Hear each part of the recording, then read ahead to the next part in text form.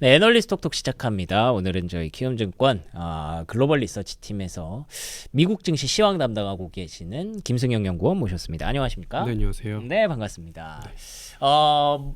일단 상반기가 거의 끝나갑니다. 6월 20일이니까. 뭐 아직 다 끝난 건 아니지만 냉정하게 평가했을 때 미국 증시가 폼이 좀 안 좋았다라고 표현할 수 있을 것 같아요. 작년 혹은 지지난해에 비해서는 확실히 조금 덜했고, 그리고 또 이런 얘기를 할 수 있는 게 코스피라든지 유럽 증시 이런 쪽이 워낙 좋았다 보니까 상대적으로 좀 부진했던 것 같은데 하반기 전망 자료를 내셨더라고요. 근데 보니까 하반기는 좀 다르게 보시는 것 같은데 어떤 상황인가요? 네, 뭐 우선 저희 하우스 같은 경우에는, 그리고 이제 저희 글로벌 리서치 팀 내에서 이제 제가 전략과 주식을 담당을 하고 있는데, 네.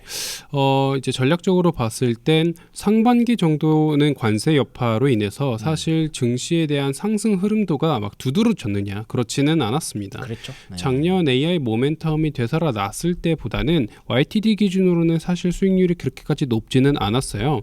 다만 이후 하반기부터는 관세 관련된 여파가 점차 약화되고 AI 모멘텀이 다시 한번 확산되는 뭐 이런 큰 그림 정도는 이제 말씀을 드리고 있는데, 저희가 하반기까지라고 한다면 12월 말까지잖아요. 예. 이제 긴 시간 동안에 그러면 증시가 계속 우상향할 거냐라고 여쭤보시면 그렇지는 않고요. 좀 부침은 당연히 있을 거다. 그리고 7월, 8월 정도에 우리가 좀 보수적으로 이제 접근을 해보자, 이런 말씀을 같이 드립니다. 왜냐하면 7월, 8월 정도가 좀 되면 네. 지금 관세 여파 7월 정도가 되면은 이제 유예가 연장되죠. 그리고 유예 연장이 종료가 되죠. 그렇죠. 7월 9일인가요? 맞습니다. 그리고 이제 8월 되면은 중국단에 있어서도 이제 중단이 됩니다. 그러면 이후에 관세에 대한 적용을 유지할지 중단할지 이런 부분들이 아직까지는 불확실성이 좀 많이 남아 있고요. 예.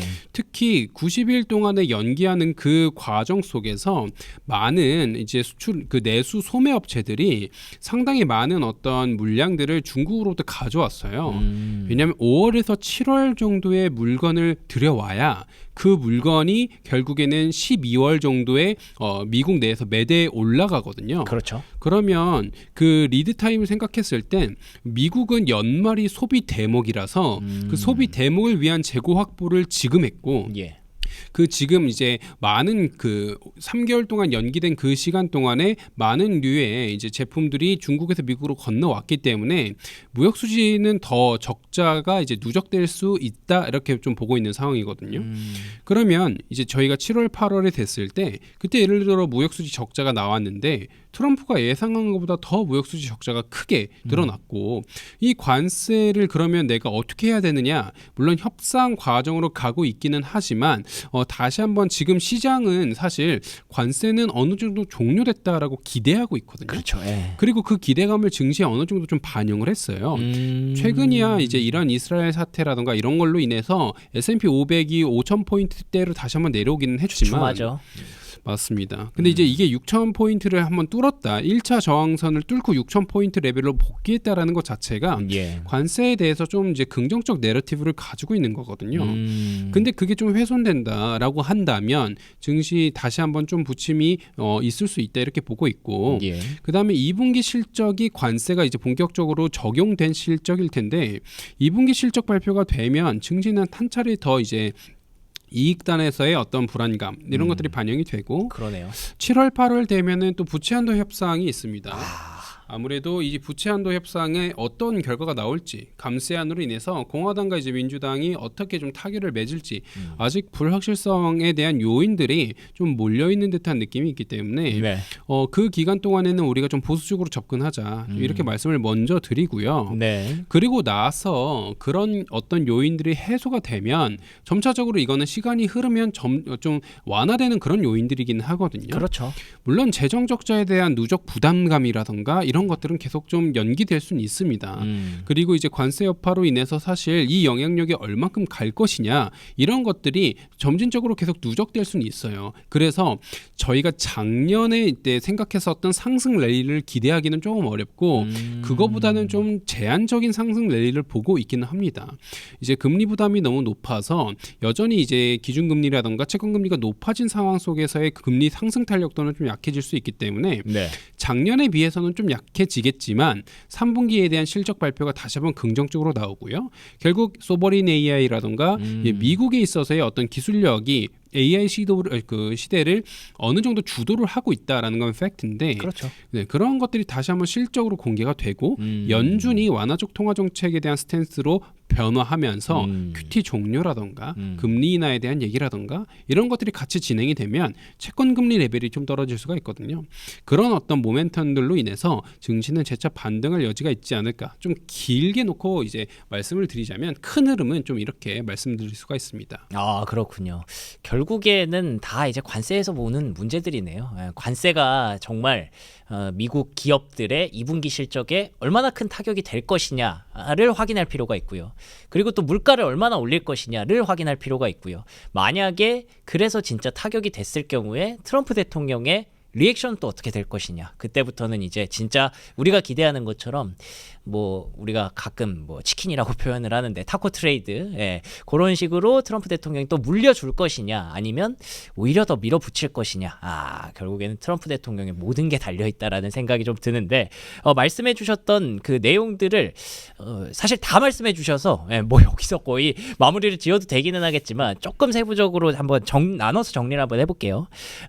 일단 지금 FOMC에서 연준이 전망치를 많이 안 좋게 발표했단 말이죠. GDP 성장률도 내렸고 실업률이랑 물가 전망치는 다 올렸습니다. 그래서 일각에서는 막 스태그플레이션 아니냐 이런 얘기를 보고 있는데 그럼 경기 전망에 대해서는 좀 흔들릴 수는 있지만 계속 잘 갈 것이라고 보시나요? 아니면 연준 얘기처럼 스태그플레이션까지 봐야 되는 건가요? 스태그플레이션 가능성은 낮다고 보고요. 그렇죠. 아직까지는 소프트 랜딩 가능성이 높다라고 보고 있습니다. 우선 우상향을 본다는 거의 전제가 소프트 랜딩이고요. 예.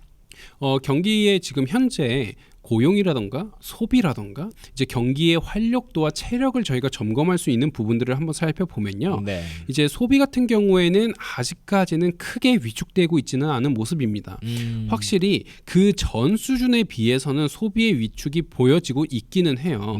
그때 당시에는 저희가 생각했을 땐 너무나 많은 돈이 풀려 있었고 그리고 이제 저희 화면을 통해서 같이 한번 봐주시면 GDP에 대한 성장률을 한번 봤을 때 1분기 GDP 성장률이 역성장을 보이긴 했습니다. 그랬죠. 이제 마이너스를 찍었지만 그 이제 이유를 세부 항목을 통해서 한번 봐주시면 오른쪽 표가 그건데 순수출이 크게 마이너스가 찍혔어요. 아무래도 관세가 적용되기 전에 미리 물건 땡겨와야지 이런 그렇죠. 좀 개념이었고요. 그러니까 이게 순수출이라는 게 수출이 많이 안 좋았다라고 하기보다는 수입이 엄청 많았던 거잖아요. 맞습니다. 예. 수입이 엄청 많이 일어났고 재고가 그로 인해서 많이 쌓였죠. 예. 이러다 보니 GDP 면에 있어서는 당연히 악영향을 줄 수밖에 없었다 이렇게 보고 있는 상황입니다. 그러나 이 부분들은 정상화되겠죠. 잠깐 몰렸던 수급이기 때문에 정상화되면 GDP가 다시 한번 플러스 성장으로 복귀할 가능성이 높다라고 보고 있고요. 애틀란타 연은의 GDP 나우 추정치를 보더라도 재차 플러스 성장으로 돌아선 거로 저희가 확인을 할 수가 있습니다. 그렇군요. 세부 항목을 보면 소비라던가 고용 같은 경우가 아직까지는 크게 경기 위축을 우리가 우려할 만큼 나빠지지는 않고 있는 상황이고요. 실적 발표를 통해서 소매업체라던가 이런 것들을 보더라도 지금 우리가 침체까지 우려해야 하느냐 뭐 이런 부분은 아닌 것 같다. 그리고 스태그플레이션이 되려면 물가가 빠르게 올라야 되는데 물가가 빠르게 오르려면 결국에는 저희가 지금 생각하는 관세 여파가 수입 물가로 연동되면서 그게 결국 지금의 물가를 높인다 뭐 이런 개념이거든요. 그렇죠. 다만 그 시나리오가 아직까지는 크게 반영될 가능성은 높지 않아 보입니다. 물론 현재까지의 어떤 데이터로 봤을 때 관세 여파가 반영됐느냐 물가에 그렇지는 않거든요. 예. 최근의 CPI 같은 경우를 보더라도 이제 MOM 기준으로 예상치가 0.3%였지만 0.1%로 하향 안정화됐고요. 그렇죠. 코어 CPI 같은 경우에도 좀 내려왔습니다. 지금 물가 같은 경우가 높아지고 있는 국면이냐라고 봤을 땐 그렇지는 않아요. 물론 관세가 얼만큼 적용이 되느냐에 따라 다르기는 하겠지만 그게 결국 모든 물가에 다 영향이 되려면 첫 번째로는 가격 전가가 거의 대부분 이루어져야 되고요. 그렇죠. 두 번째로는 그 여파가 생각보다 되게 커야 됩니다. 근데 지금 현재 수준으로 봤을 때 서비스 상품 같은 경우에는 그냥 상품 물가 같은 경우에는 디플레이션에 대한 얘기가 나올 정도로 계속해서 내려가고 있고 그나마 좀 버텨주고 있는 게 서비스 물가인데 예. 관세가 타겟팅하고 있는 부분은 상품 물가란 말이죠. 그렇죠. 그래서 그게 지금 물가 상승을 재차 빠르게 높일 것이냐는 저는 좀 과도하다라고 보고 있는 상황이고요. 그러네요. 그렇기 때문에 소비 심리 같은 경우가 최근에 화면을 통해서 보시면 알겠지만 네. 실질 소비와 이제 소비자 신뢰 지수 같은 경우가 좀 다른 모습을 보이는 게 이런 어떤 이유가 있습니다. 네. 이제 오른쪽 차트 보시면 이제 컨퍼런스 보드의 소비자 신뢰 지수 같은 경우는 좀 내려왔지만 이제 실제 소매 판매 지수는 점차적으로 개선되고 있는 모습이거든요. 견조하네요. 견조하고 네. 있습니다. 이게 관세 내러티브가 뉴스에 너무 많이 나오면서 소비에 대한 어떤 심리적 불안, 신뢰 같은 경우는 좀 떨궜지만 그렇죠. 실질 소비는 그렇게까지 위축되지 않는다라는 거거든요. 이게 하드 데이터랑 소프트 데이터가 이격을 보이고 있다 이런 얘기가 여기서 나오는 건데 예. 아직 실물 경기에 어떤 위축대가 그렇게 크게 보이지 않고 연체율 같은 경우에도 아직까지 크게 높아져 있지 않은 모습입니다. 특히 연체율 같은 경우에는 모기지 연체가 원래 가장 높은 비율을 차지하고 있는데 대출 비중 안에서도 네. 근데 사실 지금 화면을 통해서 저희가 연체율 관련돼서 좀 보시면 알겠지만 그렇게까지 부동산 담보 대출 연체율이나 산업대출 연체율 같은 경우가 높아지지 않은 모습이에요. 그러네요. 뭐 물론 가끔 텔레그램이나 일각에서는 신용카드 연체율이 매우 높다. 맞아요. 그런 얘기 나오더라고요. 이런 얘기 많이 네. 나오거든요. 근데 그거는 사실 그 데이터를 직접 봐야 돼요. 밑에 저희가 왼쪽 하단 차트 보시면 네. 이것도 신용카드 연체율인데 이거는 뭐 과거 2008년과 비교했을 때도 그렇게 높지 않은 수준이죠. 그러네요. 근데 어떤 건 되게 높게 나와요. 이게 출처를 정확히 아셔야 되는데 높아져 있는 신용카드 연체율은 90일 이상 연체된 사람들의 연체율이 높아진 거고요. 그 어떤 전체 연체 금액 같은 경우로 봤을 땐 전체에서 4%도 안 되는 비중을 차지하고 있습니다. 사실 90일 이상 연체된 연체 비율이 되게 높다라고 한다면 이거는 네. 물론 적신호 아니냐 아무리 그럴 수도 있죠. 연체액이 적더라도라고 보실 수 있겠지만 네. 그 이제 연체율이 높아진 나이대를 보면은 19세에서 29세까지 연체율이 높아졌어요.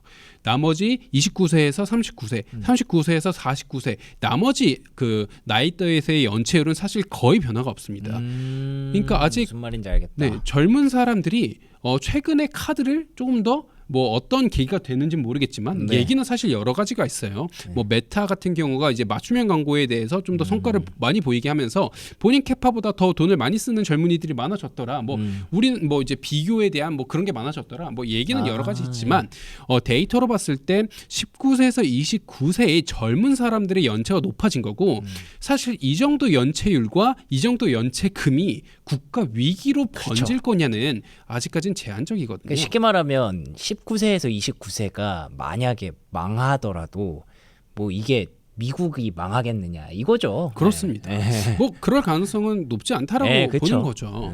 그래서 이제 그런 어떤 지표들로 인해서 침체를 우리가 단언하기에는 너무 좀 섣부른 판단인 것 같다라고 보고 있고요.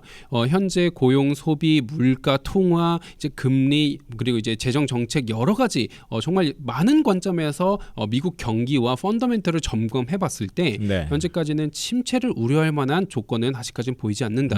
이렇게 말씀을 좀 드리고 있는 상황이라 그렇기 때문에 식어가고 있는 건 맞다. 고용시장도 한참 코로나 때 뜨거웠던 고용시장은 식어가고 있고요. 돈을 너무 많이 풀었던 소비보다는 지금은 좀 줄어들고 있다. 그렇죠. 그렇기 때문에 조금 더 랜딩하고 있지만 그게 하드는 아니고 소프트 랜딩 쪽으로 나아가고 있다. 이렇게 좀 보고 있는 게 합리적 판단 아닌가? 이렇게 보고 있습니다.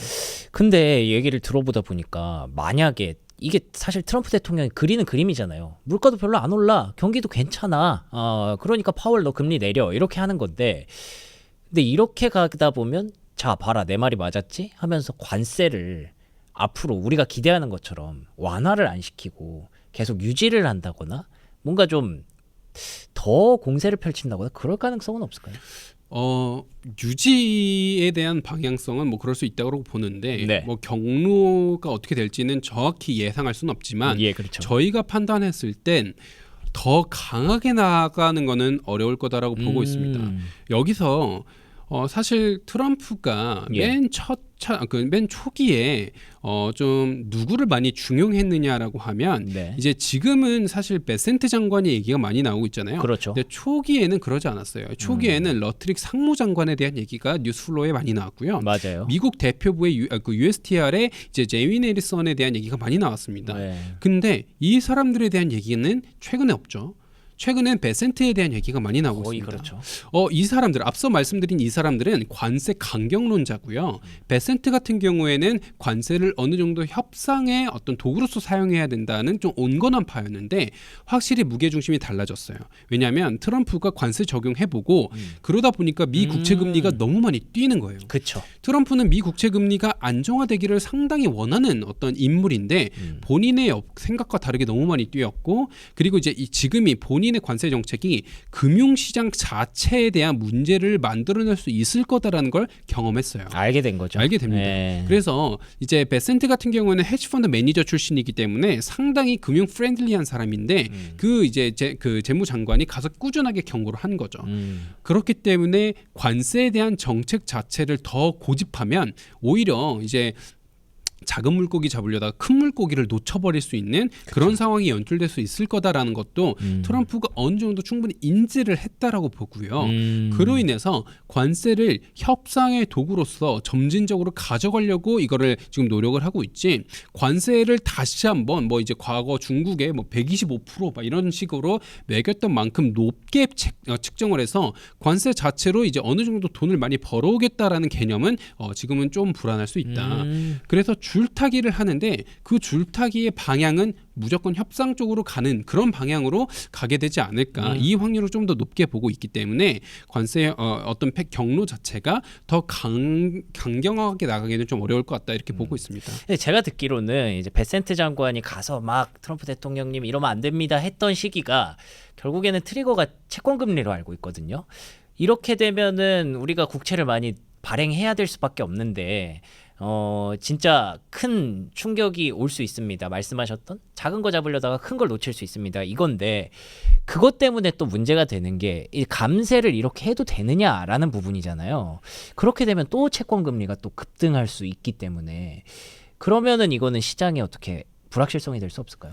우선 감세 같은 경우가 가장 좀 민감한 부분이긴 하죠. 그쵸. 최근에 네. 재정적자 누적이 얼만큼 될 거냐. 맞아요. 이게 가장 큰 이슈기는 한데 사실 감세안에 대해서 꾸준하게 저희가 OBBB라고 부르는 감세안이 상원에서 이제 통과가 되면서 이제 관련된 법안이 확정이 되는 네. 그런 과정 속에 있는데 네. 이제 저 자료는 이제 하원에서 통과됐던 1차 감세안이긴 합니다. 여기를 보시면 세율 같은 경우에는 여전히 낮은 수준을 유지하겠다라는 게 컨셉이에요. 그러네요. 그러니까 과거에 저희가 트럼프 1기 때 낮췄던 그 세율을 영구화시키겠다가 컨셉이고요. 그 다음에 메디케이드 축소라든가 푸드 스탬프 이제 자격 요건 강화라든가 이런 것들을 통해서 예. 세금을 조금 이제 덜 걷겠다 이런 어떤 컨셉이고 덜 거둔 세금만큼 그런 부분에서 재정을 아끼겠다라는 건데 이제 의회 예산처가 계산하기로는 10년 동안 이 감세 법안이 계속 지속된다라고 하면 3조 달러에서 많게는 5조 달러까지 예산 적자가 누적될 거다라고 그쵸? 얘기를 하고 있는 네. 상황이고요. 이미 2024년에 미국 기준으로 봤을 때는 채권에 대한 어떤 부채로 인해서 내야 되는 이자의 금액이 국방비를 넘었습니다.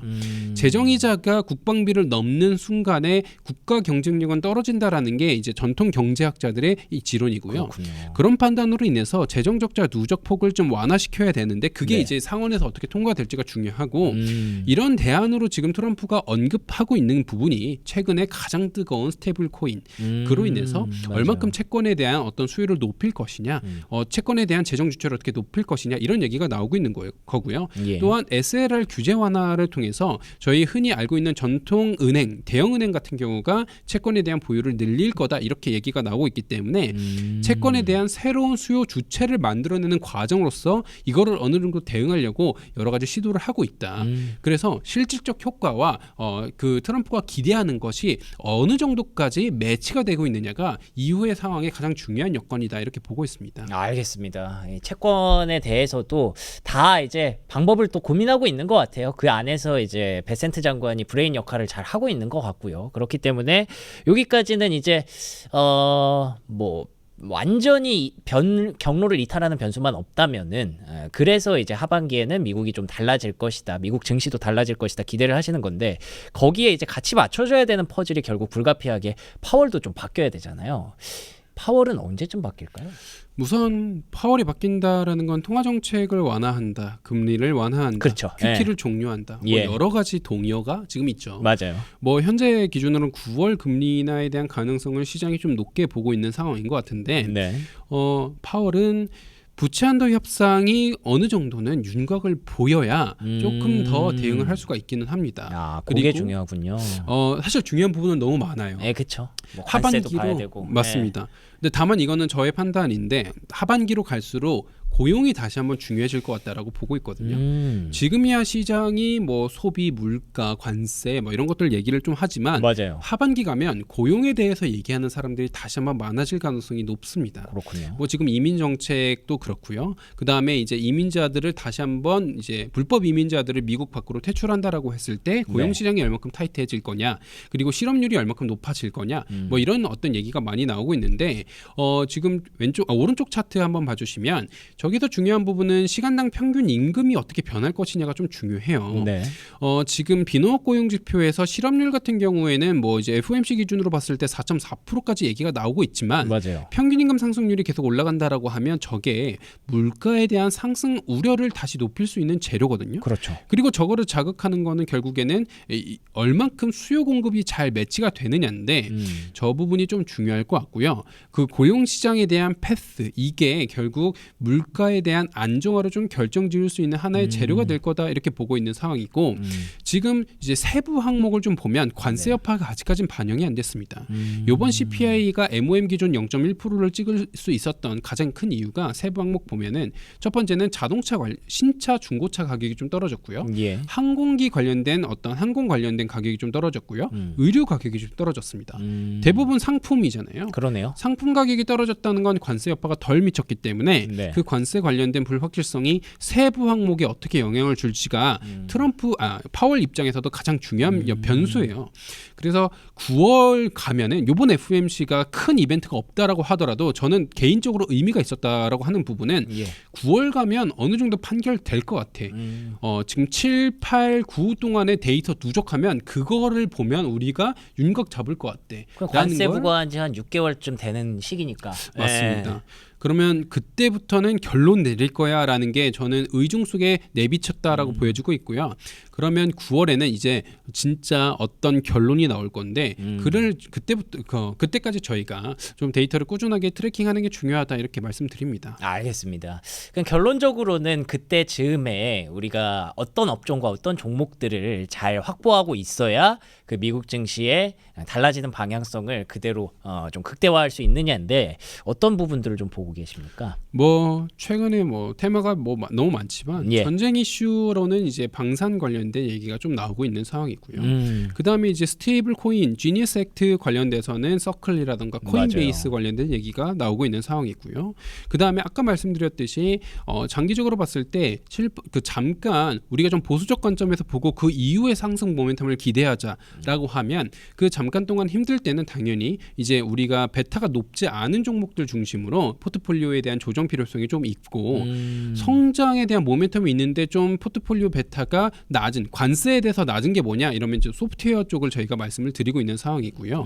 그 다음에는 결국엔 하반기 다시 AI 모멘텀이 확산이 된다라고 하면 그때는 AI에 대한 어떤 실질적 수요가 글로벌적으로 많아질 수 있거든요. 예. 아까 말씀드린 소버린 AI가 이제 그런 하나의 예인데 그럴 쪽에서는 이제 반도체 관련된 성장주가 다시 한번 좋을 수가 있다. 오. 그렇기 때문에 우리가 지금 여러 가지 큰 어떤 시나리오 속에서 어떻게 전략을 가져갈 것이냐. 사실 전략 자체는 저희가 작년 연간 전망 말씀드릴 때부터 현재까지 변한 거는 거의 없어요. 그러네요. 스테이블 여전히 소프트 랜딩에 대한 어떤 내러티브를 말씀을 드리고 있고요. 잠시 힘들다가 다시 한번 올라갈 거다라는 큰 틀도 변화가 없고 큰 틀에서 봤을 때 결국 AI에 대한 모멘텀은 여전히 좋다라는 말씀을 꾸준하게 드리고 있는 상황이고 반도체 관련된 팩터라든가 여전히 성장 모멘텀이 있다라는 말씀을 드리지만 네. 저희가 흔히 좀 쪼개서 봤을 땐 기간별로 그리고 이벤트별로 좀 다르게 대응한다라고 하면 제가 아까 앞서 말씀드린 그런 어떤 대응 전략을 취하시는 게 어떤가 좀 이렇게 말씀을 드립니다. 알겠습니다. 결국 가고자 하는 길은 이렇게 막 고민하고 막 관세하고 뭐 채권 어떻게 팔지 이런 고민하는 것도 결국에는 다 AI 그 패권을 미국이 잡기 위해서 라는 쪽에 대응하면 다 해당이 되더라고요. 근데 그 사이에서 이제 어쩔 수 없는 그 뭐 방산이라든지 뭐 전쟁이라든지 크고 작은 전쟁이라든지 이런 것들이 일어날 수밖에 없는 상황인 것 같아요. 그래서 그 기간을 어떻게 슬기롭게 해결하는지가 가장 중요하지 않을까라는 생각이 드네요. 뭐 관련된 종목이나 업종들에 관한 자세한 설명은 또 리포트 참고하시면 뭐 충분히 확인하실 수 있을 테니까 연구원님과 함께한 시간은 여기서 이렇게 정리하도록 하겠습니다. 연구원님 오늘 좋은 말씀 고맙습니다. 네, 감사합니다.